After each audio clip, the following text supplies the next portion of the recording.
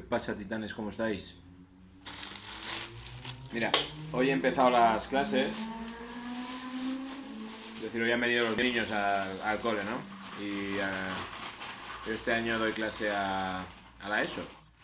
Y entonces, bueno, independientemente del nivel al que dé normalmente, me gusta las primeras sesiones siempre hablar un poco con los niños, ¿no?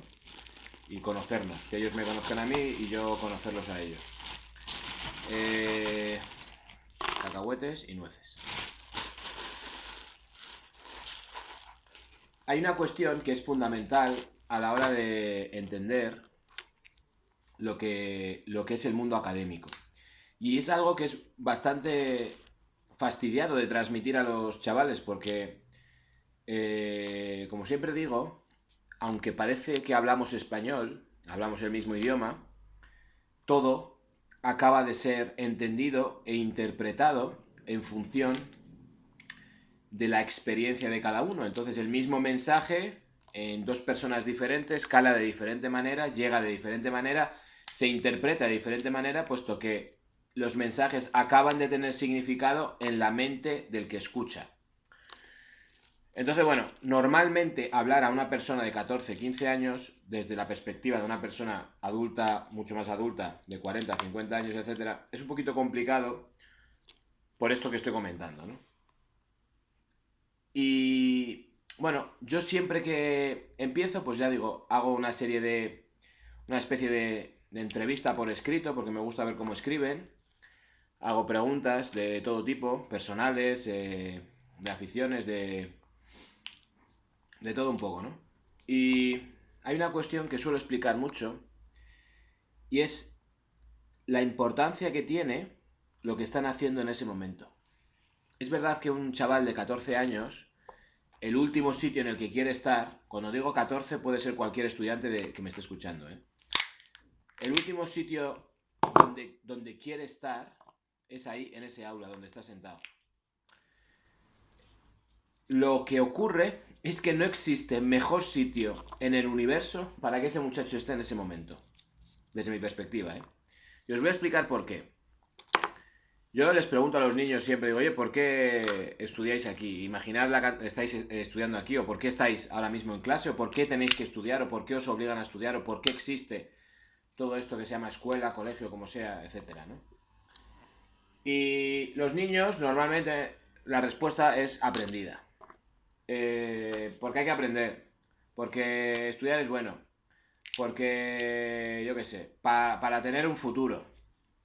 Con este tipo de respuestas que realmente no tienen ningún peso porque el 95% de los niños en la escuela están desmotivados. Entonces, la cosa se complica bastante. Y el tema es el siguiente. ¿Cómo enfoco yo personalmente a los niños el mundo académico? A los adolescentes el mundo académico. Mira, yo pienso que el mundo académico, lo que es la formación académica, independientemente de historias relacionadas con que si la escuela es parte del sistema y que si la escuela lo que hace es crear piezas para el sistema, Betiona, que ya te veo venir, independientemente de esas perspectivas, que pueden ser más ciertas o menos ciertas, hay una realidad que es la siguiente. Y es lo que yo intento transmitir a los muchachos y a las muchachas.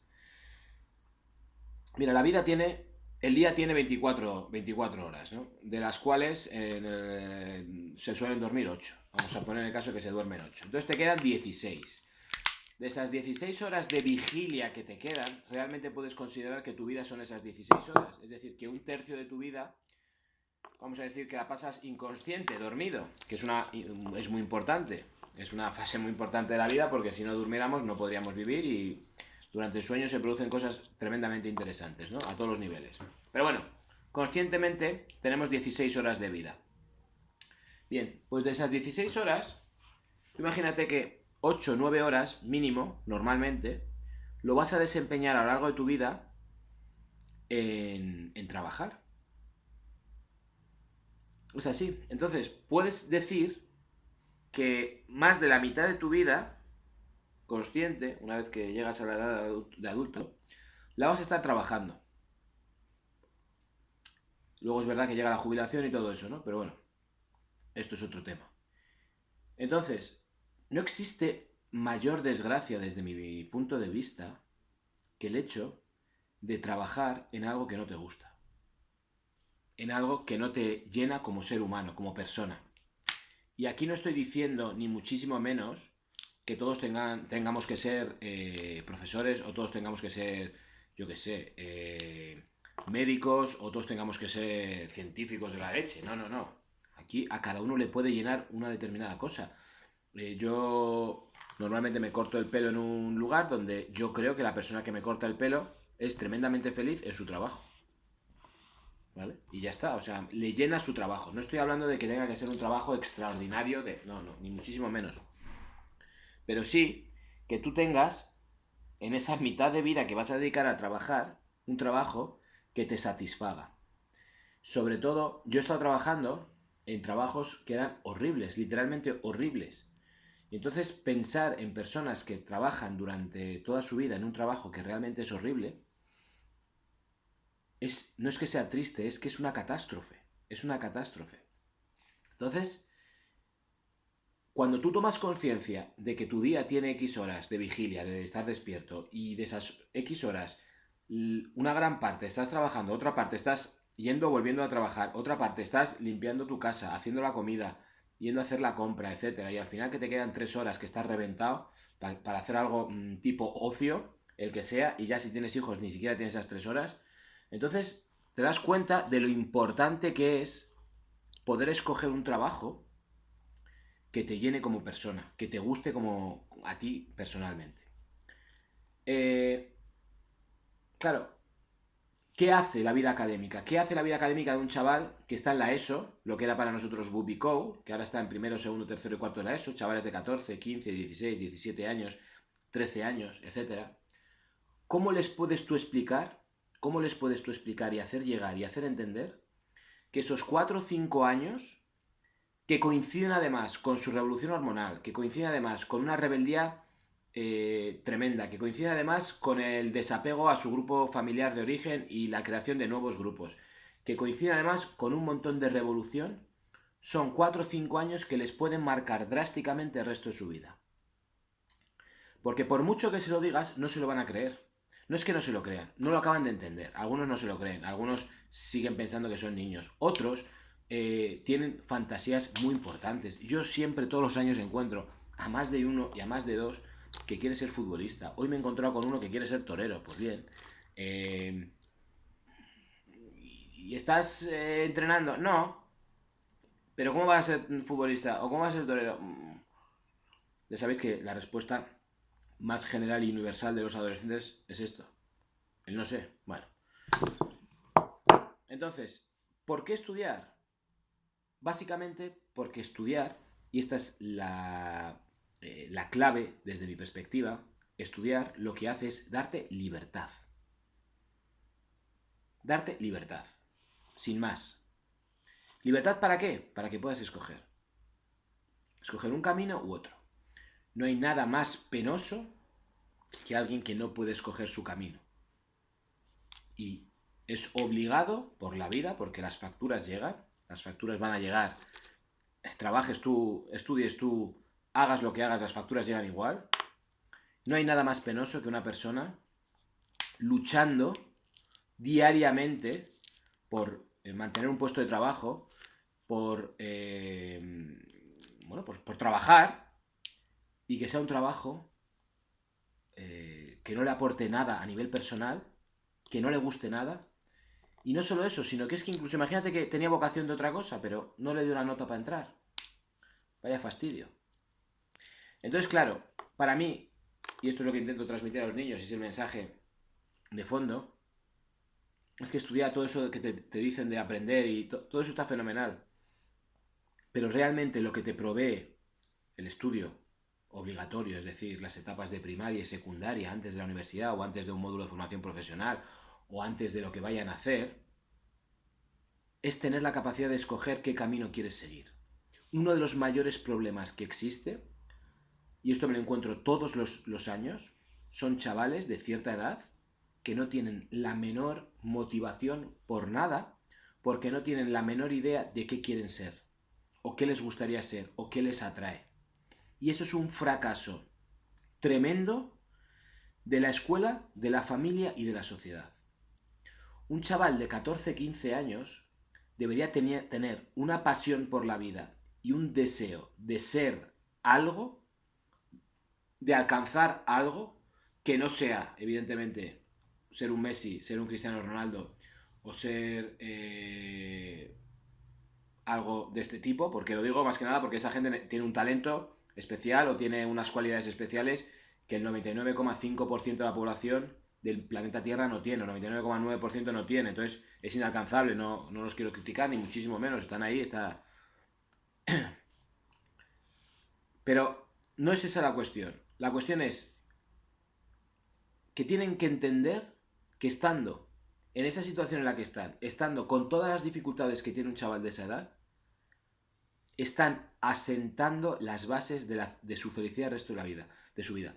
Y es que además tú cuando hablas con ellos, en muchas ocasiones el tema es esa falta de vocación que estaba refiriéndome.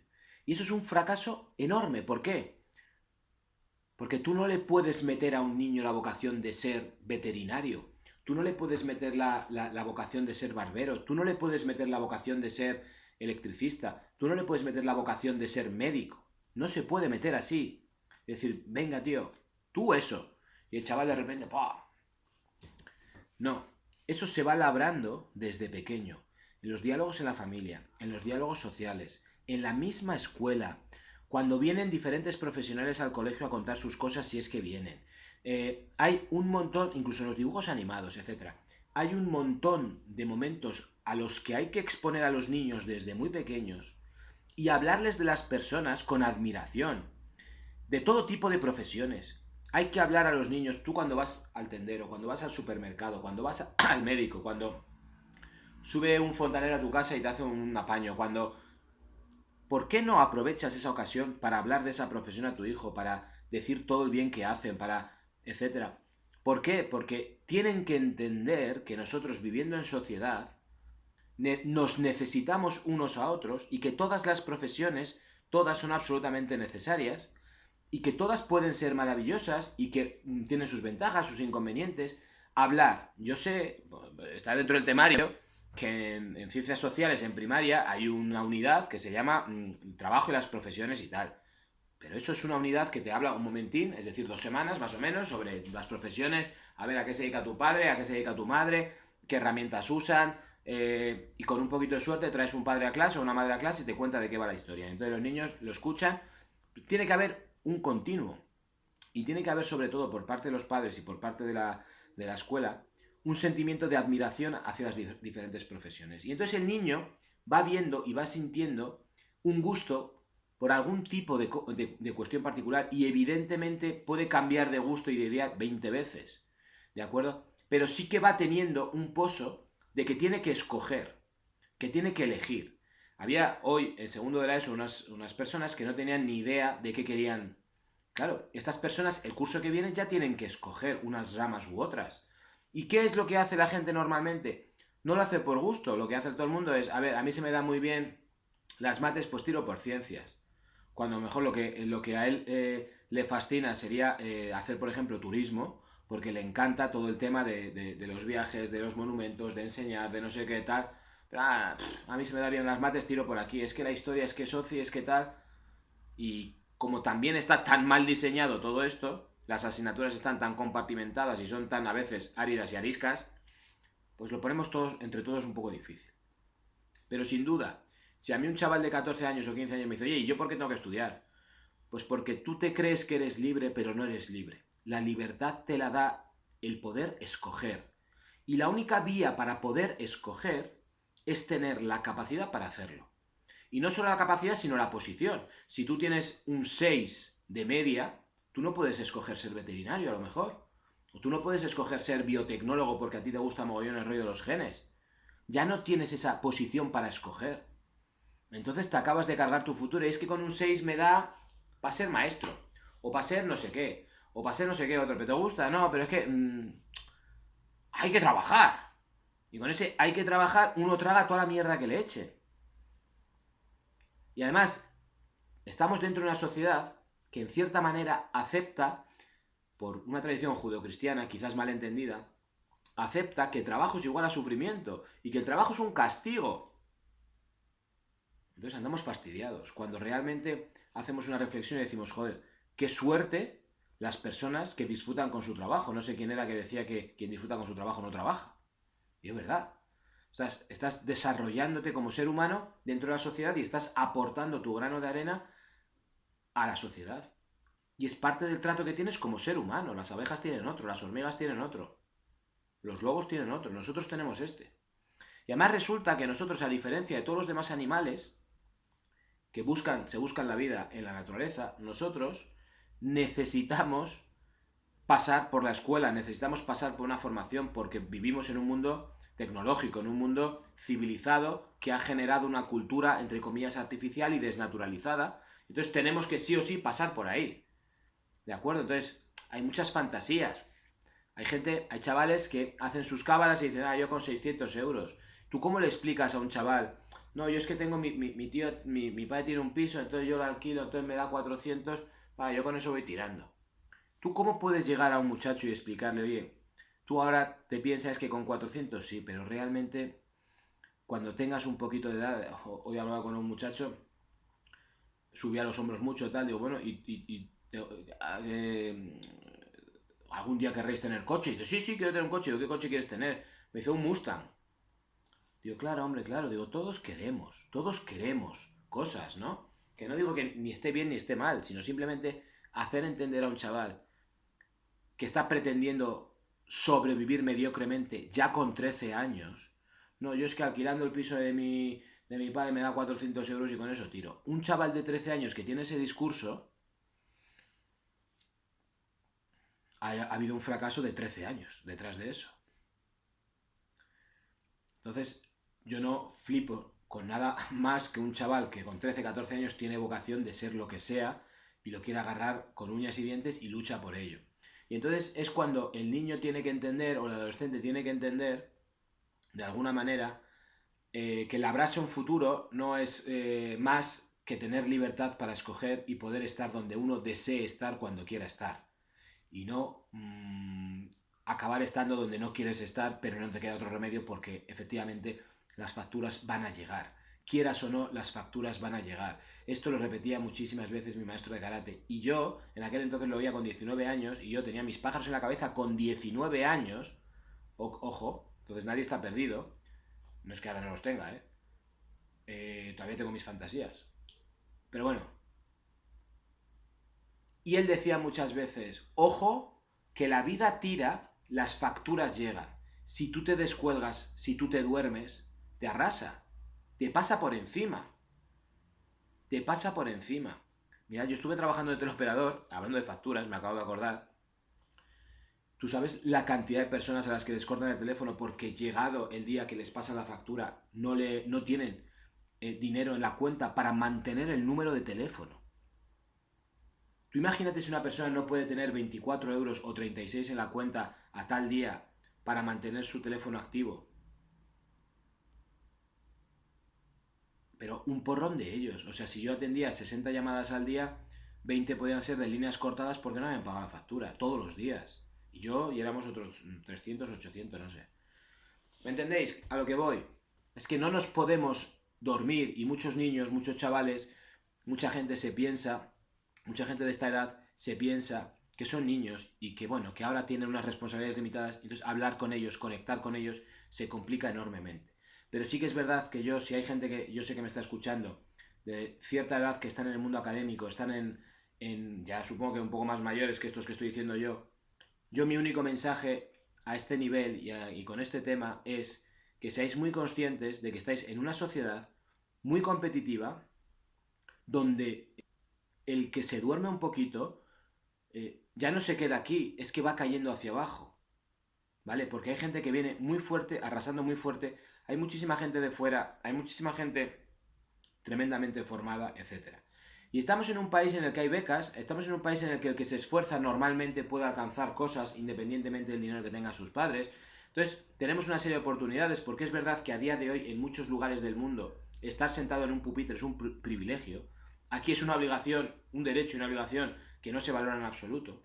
Pero hay un porrón de lugares en el mundo en el que sentarse en un pupitre para que te enseñen 4 cosas y te den acceso a otras 4 es un auténtico privilegio. Y eso, muchos de nosotros no somos conscientes de ello. Acabamos pensando en que tenemos una oportunidad que no podemos dejar pasar de ninguna manera, porque es que no vuelve. Es decir, un chaval con 27 años no puede decir, ostras, ¿qué hice con mi vida? Voy a volver para atrás para poder hacer no sé qué. No, porque los años pasan, los años se pierden, no se recuperan. Entonces, bueno, el mensaje es ese. Pensad que todo el esfuerzo que estáis haciendo ahora es para ganaros vuestra libertad.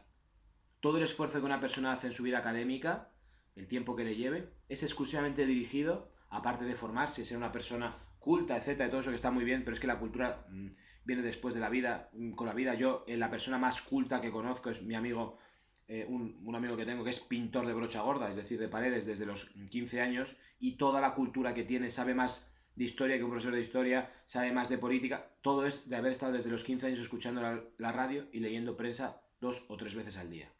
Entonces lo de la cultura es muy relativo, ¿eh? Pero lo que sí que te da es poder escoger ser pintor o no ser pintor. Ser albañil, ser fontanero, ser médico, ser veterinario, ser informático, ser programador, ser diseñador de videojuegos, ser diseñador de ropa, ser lo que sea. Lo que tú desees ser. Primero busca qué deseas, qué hay en ti, para qué has venido, qué brillo, en qué aspecto puedes brillar, y una vez que lo tengas más o menos claro, tira por ahí. Y si no, cambia, pero no te quedes en el mismo sitio. No es que ya empecé aquí, yo he cambiado 3 veces de carrera, hasta que hice prácticas de magisterio y me di cuenta cuál era mi vocación. Tiempo perdido, bueno, tiempo perdido, pero es que no tenía otra opción. Hay gente que lo tenía muy claro, yo no lo tenía claro. ¿Me hubiera gustado tenerlo claro? Pues sí, porque vas adelantando tiempo. ¿Vale? Entonces, bueno, ese consejo queda ahí. Y los que con 40 y pico años estéis en una posición en la que no os guste, ahí podría haber opciones. Dadle vueltas, titanes.